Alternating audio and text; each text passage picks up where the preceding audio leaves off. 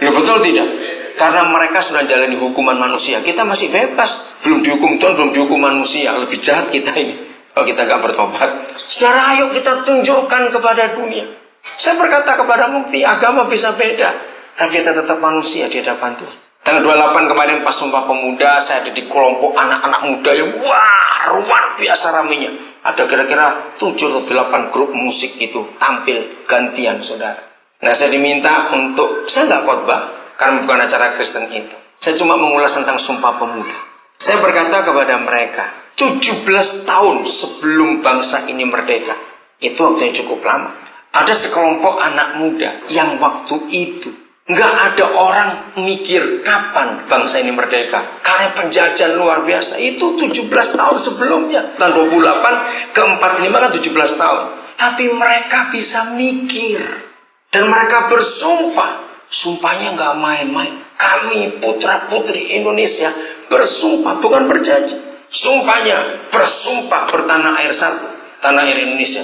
Berbangsa satu, bangsa Indonesia. Berbahasa satu, bahasa Indonesia. Nah, saya tantang anak muda. Ketika 81 tahun kemudian sumpah ini diperingati, ternyata ada pengkhianat-pengkhianat di negeri ini. Kaget mereka. Pengkhianat apa? Dengar. Saya sampaikan kepada mereka kalau ada pejabat supaya dengar ini. Pengkhianatnya adalah ketika pemuda-pemudi itu bersumpah, mereka tidak menyebutkan lain kecuali 3 hal itu. Kalau diringkas, satu nusa, satu bangsa, satu bahasa. Yang terjadi sekarang, ada kelompok-kelompok tertentu ingin mengkhianati sumpah itu dengan menambahkan beragama satu. Apabila pemerintah tidak tegas, lalu membiarkan para pengkhianat itu merubah sumpah itu, akan hancur negara ini. Nah, itulah ketidakadilan di negeri ini. Itu sebabnya gereja Tuhan, mari kita nyatakan. Bukan lewat kebaktian, bukan lewat Alkitab, terus kemana-mana bawa Alkitab, tidak. Bukan lewat doa-doa, tidak. Bukan lewat acara-acara di lapangan-lapangan, tidak. Bawalah kesetiaan, keadilan, dan kesucian itu kemanapun kita pergi. Ketemu orang bangsa apa saja. Kok nggak ada yang ngamen sini? Nyatakan hal itu. Saya berkata kepada mereka malam itu, kalau kita melihat Indonesia dengan 2 kacamata yang sekarang dibiarkan oleh pemerintah, saya usul pada mereka seharusnya pemerintah sudah harus menghapus kolom agama di KTP masing-masing. Itu yang memecah belah bangsa ini. Tiap kali kita mau berbuat sesuatu, kita pasti tanya dulu agamanya apa orang itu. Betul tidak? Ini pengkhianatan terhadap sumpah itu. Kalau kita mau menolong orang, tanya dulu agamanya apa, kita jahat. Yang kedua, saya berkata kepada mereka, ini ketidakadilan di negeri ini. Kalau kita mau menolong orang, jangan tanya kamu dari suku apa. Buang 2 hal itu. Agama dan suku jangan ditanya lagi. Amin. Yesus tidak pernah mengkotak-kotakkan itu. Maka itu Pak Beni bersyukur. Pak Beni orang Tionghoa, jemaatnya lebih banyak orang Batak. Ini luar biasa. Hebat itu. Saudara, mari kita buat itu dalam segala hal. Setuju? Nyatakan itu. Tadi Leonard yang ngomong, yang main keyboard, di depan kantor mereka itu ada taman di daerah Roksi sana. Nah, ternyata berapa hari yang lalu Nexon kemana kok nggak datang? Ada salah satu anak kami, dia Dayak Lundaya juga. Oh ya, kalian 2 April Nexon di sini, ya Bango juga. Nah, Bango itu masih kemenakannya Nexon gitu. Lalu dia lihat ada anak perempuan kecil di taman itu. Masih tinggal di kantor, umur 12 tahun. Anak jalanan. Nah, mereka yang lihat ini anak-anak cowok semua itu, bisa bayangkan anak perempuan 12 tahun di kumpulan begitu.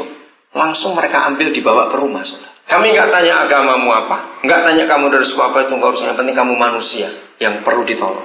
Martin, kamu nanti nyanyi ya, bawa 3 orang aku. Itu kita bersaudara apa judulnya? Waktu Martin lihat anak-anak jalanan, dia ngarang lagu bagus sekali. Apa judul keluarga? Apa?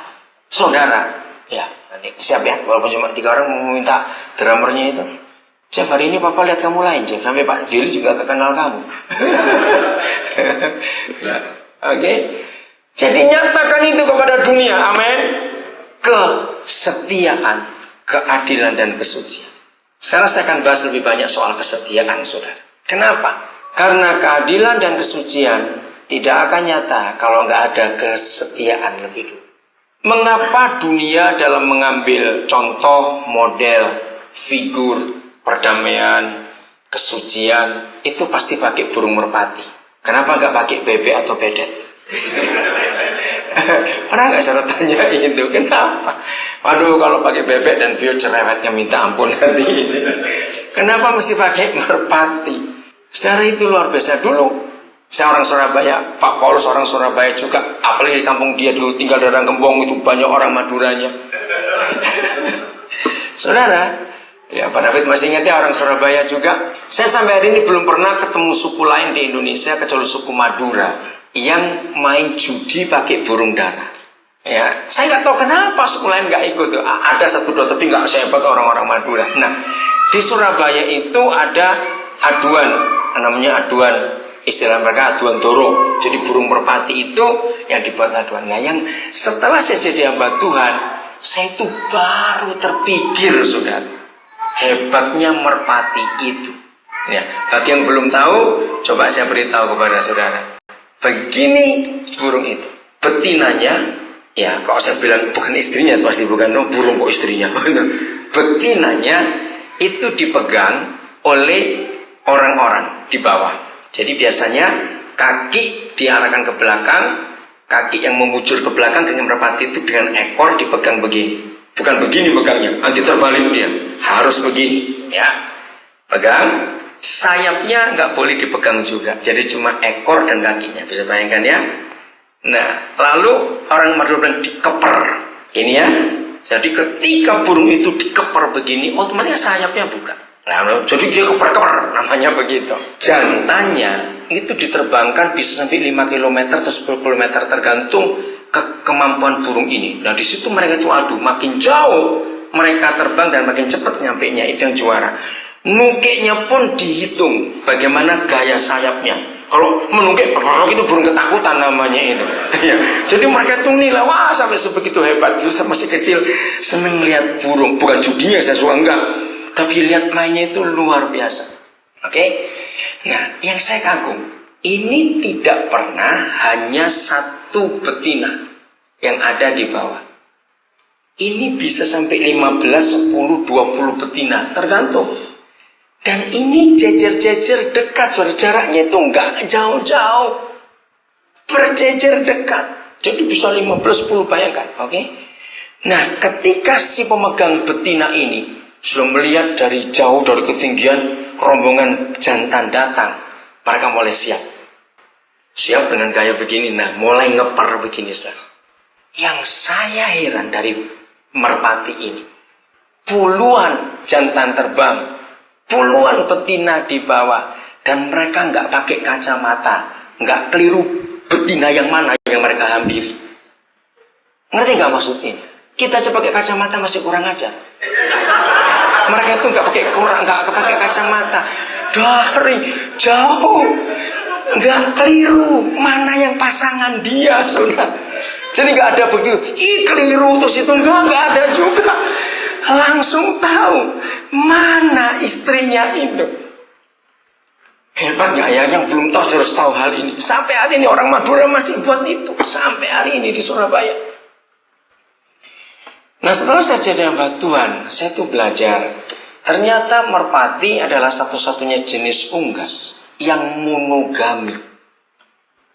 Hebat sekali. Merpati tidak akan pernah ganti pasangan. Mereka itu suka ganti-ganti pacar, bertobat kamu, nggak malu sama merpati itu. Belajar setia. Nah, itulah kesetiaan. Amin. Itulah kesetiaan. Merpati itu nggak akan cari cewek lain sebelum ceweknya ini mati. Dan hebatnya merpati nggak pernah ngeracun bininya. Kita harus melihat itu. Ini yang luar biasa, saudara.